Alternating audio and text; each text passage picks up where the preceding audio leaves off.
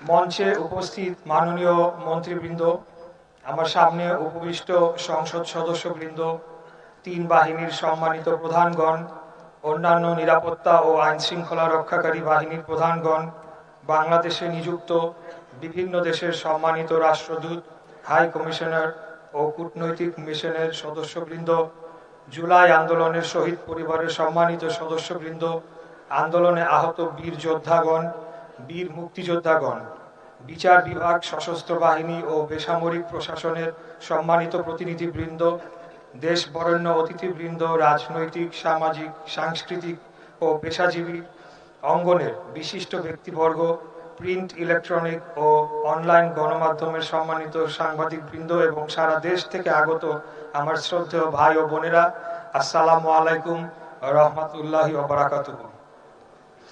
আপনাদের প্রত্যেকের প্রতি জানাই আন্তরিক শ্রদ্ধা, অকৃত্রিম ভালোবাসা এবং উষ্ণ শুভেচ্ছা। আজকের জুলাই জাতীয় সম্মেলন শুধু একটি আনুষ্ঠানিক আয়োজন নয়, এটি আত্মত্যাগের প্রতি জাতির গভীর শ্রদ্ধা নিবেদনের এক মহিমান্বিত আয়োজন এবং আগামী বাংলাদেশের প্রতি আমাদের সম্মিলিত অঙ্গীকার পুনর্ব্যক্ত করার এক ঐতিহাসিক মুহূর্ত। একটি জাতির জীবনে কিছু দিন আসে যা শুধু ক্যালেন্ডারের একটি তারিখ নয়, কিছু দিন আসে যা ইতিহাস হয়ে যায়, কিছু দিন আসে যা প্রজন্মের পর প্রজন্ম মানুষের বিবেককে জাগিয়ে রাখে। জুলাই তেমনই একটি নাম। প্রিয় ভাই ও বোনেরা, আজ থেকে 2 বছর আগে এই বাংলার মাটি এক অভূতপূর্ব সময়ের সাক্ষী হয়েছিল। সেদিন কোমল হাতে প্ল্যাকার্ড ছিল, কিন্তু সেই হাতের সাহস ছিল পাহাড়ের চেয়েও দৃঢ়। সেদিন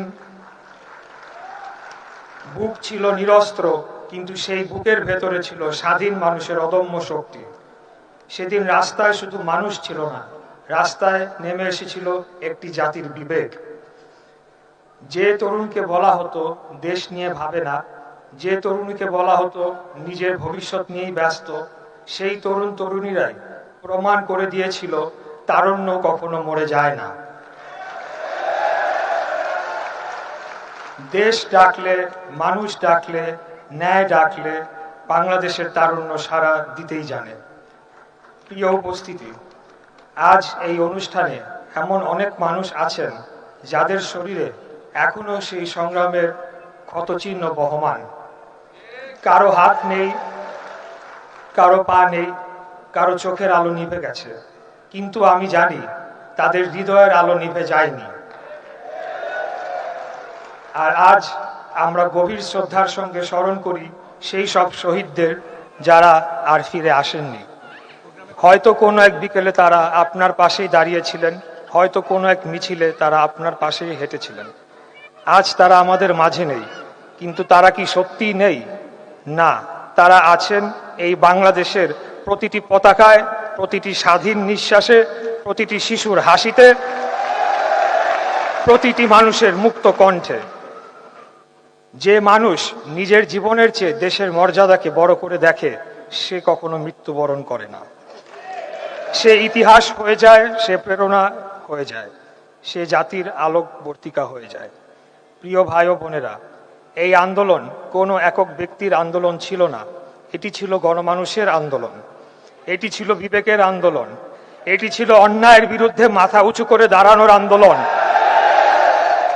এখানে ছাত্ররা ছিল, এখানে শিক্ষকরা ছিলেন, শ্রমিকরা ছিলেন, রিক্সা চালকরা ছিলেন, ক্ষুদ্র ব্যবসায়ীরা ছিলেন, স্কুল পড়ুয়া শিশুরা ছিল, মা ছিলেন, বাবা ছিলেন, আর ছিলেন কোটি কোটি সাধারণ মানুষ যারা বিশ্বাস করেছিলেন একদিন বাংলাদেশ আরো ভালো হবে। প্রশ্ন করি আপনাদের, আপনাদের তো সুন্দর ভবিষ্যৎ ছিল। আপনারা চিকিৎসক হতে পারতেন, প্রকৌশলী হতে পারতেন, বিজ্ঞানী হতে পারতেন, উদ্যোক্তা হতে পারতেন, বিশ্ব জয় করার স্বপ্ন দেখতে পারতেন। তবুও যখন দেশের সামনে ন্যায় আর অন্যায়ের প্রশ্ন এসে দাঁড়ালো, আপনারা নিজেদের ভবিষ্যৎ আগে দেশের ভবিষ্যৎকে বেছে নিয়েছিলেন। এই আত্মত্যাগী ইতিহাস লেখে, এই সাহসী একটি জাতিকে মাথা উঁচু করে দাঁড়াতে শেখায়। আজ আমি এই মঞ্চ থেকে আপনাদের প্রত্যেককে স্যালুট জানাই। শ্রদ্ধা জানাই, ভালোবাসা জানাই। প্রিয় ভাই ও বোনেরা, আমরা যেন একটা বিষয় কখনো ভুলে না যাই। জুলাই শুধু অতীতের স্মৃতি নয়, জুলাই ভবিষ্যতের দায়িত্বও বটে। যেখানে অন্যায় হবে আমাদের বিবেক জেগে উঠবে, যেখানে অবিচার হবে আমাদের কণ্ঠ উচ্চারিত হবে, যেখানে মানুষের অধিকার হরণ হবে আমরা নীরব দর্শক হয়ে বসে থাকব না। কারণ জুলাই আমাদের শিখিয়েছে ভয় নয়, সাহসী ইতিহাস বদলায়। নীরবতা নয়, প্রতিরোধকারীরাই শেষ পর্যন্ত বিজয়ী হয়। আর বিভক্তি নয়, ঐক্যই একটি জাতির সবচেয়ে বড় শক্তি। আসুন আমরা এমন একটি বাংলাদেশ গড়ি যেখানে মানুষের মর্যাদা থাকবে, গণতন্ত্র শক্তিশালী হবে, ন্যায় বিচার প্রতিষ্ঠিত হবে, ভিন্ন মত প্রকাশ কোনো অপরাধ হবে না, আইনের শাসন হবে সবার জন্য সমান। পৃথিবীর মানচিত্রে স্বাধীন দেশ হিসেবে আমরা মাথা উঁচু করে সদর্পে বসবাস করব।